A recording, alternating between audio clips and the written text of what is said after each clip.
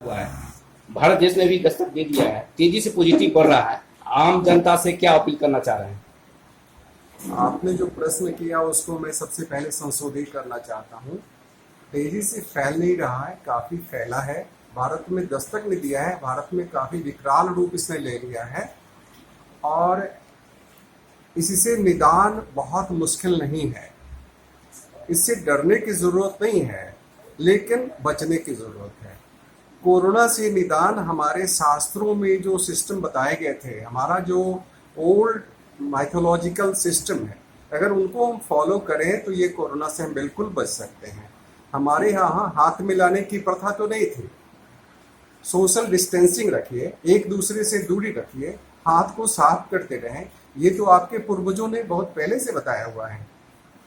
अपनी सफाई रखें, डिस्टेंसिंग रखें और खान पान पर उचित ध्यान दें। गलत खान पान ना करें, मीट से बचें तो अच्छा है, क्योंकि शाकाहारी लोगों को बहुत कम कोरोना का रिपोर्ट आया है।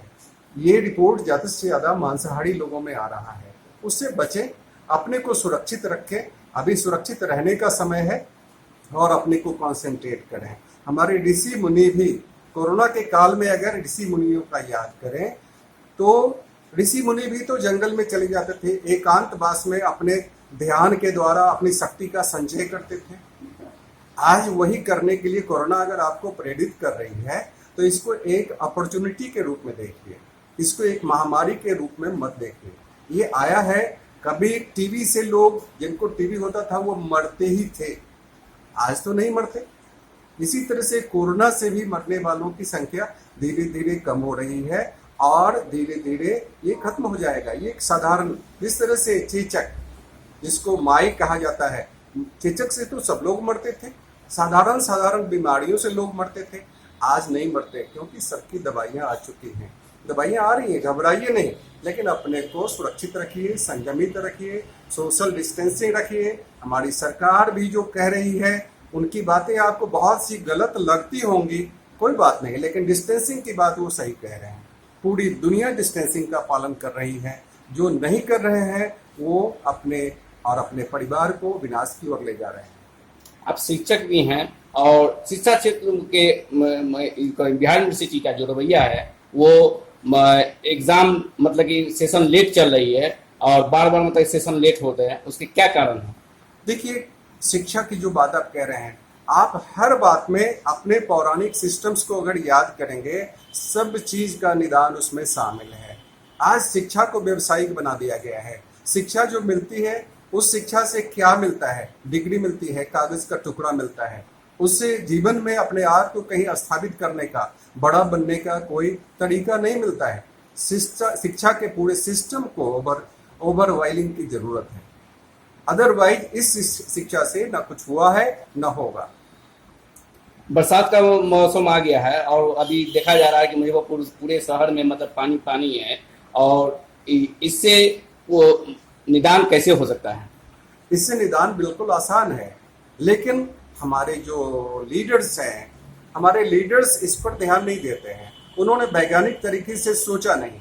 आज नौजवानों को, आज कुछ नौजवान आ रहे हैं, राजनीति के क्षेत्र में भी आ रहे हैं, जो हाईली एजुकेटेड हैं, जिन्होंने ऊंचे शिक्षण संस्थानों से एमबीए किया है, बड़ी शिक्षाएं ली है, उनके पास अनुभव है। हमने उनको एम्प्लॉय ही नहीं किया अपने काम में, अपने साथ उनको जोड़ा ही नहीं। जो एक बुजुर्ग हैं वो लीडर हो गए, मंत्री हो गए, उसके बाद किसी को अपने आसपास नहीं आने देते। उनकी कोटरी में, उनके सलाहकारों में कौन लोग होते हैं? उन्हीं की तरह के लोग होते हैं जो पुराने सोच वाले हैं। अब ये नहीं कहते कि बुजुर्ग लोग सभी गलत सोच के हैं, लेकिन ये निश्चित है कि नई पढ़ाइयाँ आ रही हैं, विज्ञान विकास कर रहा है। उस तरह से शिक्षित लोगों को, नौजवानों को अपने साथ लाइए, सारी समस्याओं का समाधान हो जाएगा। आपका सिर्फ पानी का जल जमाव नहीं, कचरा प्रबंधन, आपके यहाँ ट्रैफिक समस्या, आपकी शिक्षा की समस्या, सब में आप नौजवानों को लाइए और कंपनियों को लाइए। नौजवान कंपनियों को लेके आएंगे और उनके माध्यम से एक पीपल पार्टनरशिप की बात करिए। शिक्षा का भी निदान होगा, अच्छे लोग निकलेंगे। इसमें मैं ये कहना चाहूँगा कि कुछ ऐसी जो शिक्षा के क्षेत्र में और डॉक्टरी शिक्षा से ही संबंधित है, उस क्षेत्र में जो इंटेलिजेंट लोग हैं उनको प्राथमिकता दीजिए। छोटे छोटे उद्योग लगाया मगर सरकार अभी तक ध्यान नहीं दे रही है। ये क्या कारणों है कि मतलब उद्योग नहीं लगा रही है? देखिए, उद्योग की बात, छोटे छोटे उद्योग की जो बात आप कह रहे हैं वो तो बहुत पहले से कहा जाता रहा है। जो अपने रियल लीडर्स हुए हैं उनका नाम नहीं लूंगा, उन्होंने कहा कि ग्राम स्वराज्य, गांवों में ये चीज जो छोटे लघु उद्योगों से शुरू होगा और तभी हमारा विकास होगा। हर घर में, आज चाइना से हम बहुत नफरत करते हैं, वो है भी बहुत पीठ में छुरा मारने वाला है, लेकिन उसने अपना विकास कैसे किया? उसने हर घर को इंडस्ट्री बना दिया। हमें भी छोटे छोटे इंडस्ट्रीज हर घर को, लेकिन अब क्या है, सरकार को इस बात में सबसे पहले सोचना होगा कि कोई नौजवान पढ़ लिख करके अगर इंडस्ट्री करने के लिए जाता है तो उसको इतना घिसा जाता है, उसको कहीं लोन नहीं मिलता है और उसको चप्पल घिस जाता है उसका। वो बेचारा जितना पैसा लगाना चाहता था उतना घूस में लग जाता है, वो काम नहीं कर पाता। छोटे छोटे उद्योग करने वाले उद्यमियों को आप प्राथमिकता दीजिए, उनको आप बचाइए। अपने धरोहर को बचाने का सबसे अच्छा उपाय है अपने नौजवानों को, अपने नए ब्रेन्स को बचाइए, सब कुछ निदान हो जाएगा। आज भी मतलब बिहार के नौकरी बड़ी समस्या नहीं है।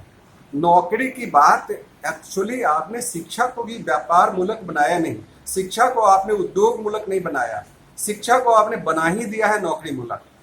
तो नौकरी फिर उतनी कहां से आएगी? और अगर होगी भी, सब लोग नौकरी ही करेंगे तो उद्योग कौन चलाएगा?